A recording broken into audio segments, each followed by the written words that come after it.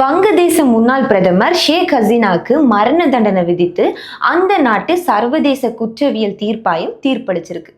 எதுக்காக மரண தண்டனை பார்க்கலாம். 1971 போரின் போது பாகிஸ்தான்லேருந்து பிரிந்து ஒரு தனி நாடாக உதயமானதுதான் இந்த வங்கதேசம். அப்போ பாகிஸ்தான் இராணுவத்திற்கு எதிரான போர்ல உயிர் தியாகம் செய்தவங்களோட வாரிசுகளுக்கு வங்கதேச அரசு 30% இடஒதுக்கீடு வழங்கியிருக்கு.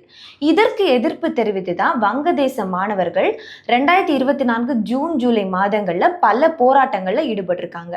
போராட்டத்தை அடக்க அப்போதைய பிரதமர் ஷேக் ஹசீனா போலீசாருக்கு உத்தரவிட்டிருக்காங்க. இது தொடர்ந்து நடந்த போலீஸ் தடியடி மற்றும் துப்பாக்கிச்சூடு சம்பவங்கள்ல 1400 மாணவர்கள் உயிரிழந்திருக்காங்க. 25,000க்கும் மேற்பட்டவங்க படுகாயமே அடைந்திருக்காங்க. 2024 ஆகஸ்ட்ல மாணவர்கள் போராட்டம் தீவிரமடைந்திருக்கு.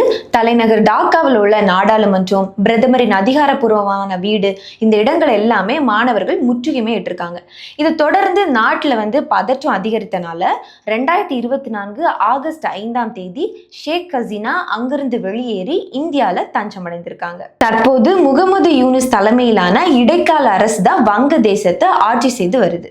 இந்த சூழல்ல மாணவர்களுக்கு எதிரான வன்முறைக்கு தொடர்பாக வங்கதேசத்துல சர்வதேச குற்றவியல் தீர்ப்பாயத்துல கடந்த ஆண்டு ஆகஸ்ட்ல இந்த வழக்கு தொடங்கி இருக்கு. மாணவர்களை கொலை செய்ய உத்தரவிட்டது, வன்முறையை தூண்டும் வகையில் பேசியது, ஆதாரங்களை அளித்தது, இப்படி முன்னாள் பிரதமர் ஷேக் ஹசீனா மீது 5 குற்றச்சாட்டுகள் சுமத்தப்பட்டிருக்கு. இது தொடர்பாக ஓராண்டுக்கும் மேலாக தீர்ப்பாயம் விசாரிச்சிருக்கு. இந்த நிலையில வழக்கை விசாரித்த நீதிபதி கோலம் தலைமையிலான 3 நீதிபதிகள் அமர்வு நேத்து முக்கிய தீர்ப்பையுமே வழங்கியிருக்கு.